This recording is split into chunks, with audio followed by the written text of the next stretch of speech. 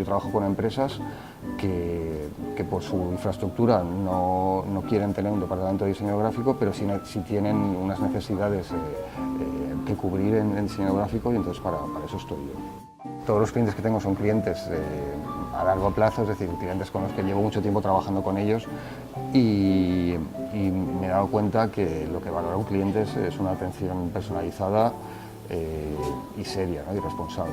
Ser serio con los plazos de entrega de los trabajos, un poco de mano derecha para pues, saber cuándo, no sé, un cliente cuando te está pidiendo algo urgente, y muchas veces es más importante la urgencia y la disponibilidad y entregar el trabajo a tiempo, más que el trabajo sea más o menos bonito, ¿no? Porque el diseño gráfico obviamente tiene que ser claro, tiene que ser directo, en la medida de posible tiene que ser bonito, pero muchas veces tiene que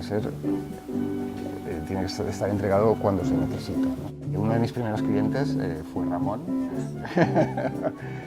Sí, eso sí que podemos hablar. Uno de mis primeros clientes fue Llebeig Café. El actual logo del Llebeig lo hice yo, que es una de las cosas que me alegra, ¿no? Ir por la ciudad y pues, pasar por un sitio y ver ahí pues, un logo que tú has hecho y que se mantiene en el tiempo, ¿no? Y que va cogiendo fuerza y solera con la edad, ¿no?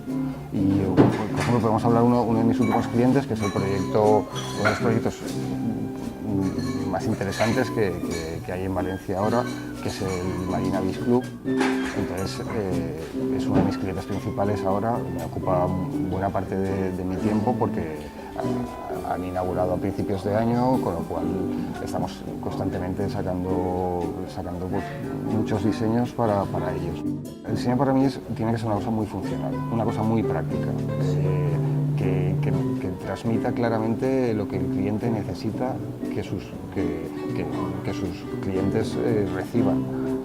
Entonces, mis diseños suelen ser muy straight to the point, ¿no? O sea, voy muy al grano. O sea, intento comunicar de una manera muy sencilla, de una manera visual, sin artificios, sin que maree mucho, y ser muy claro, y que el mensaje llegue claramente donde tiene que llegar y de la manera que mi cliente quiere que llegue.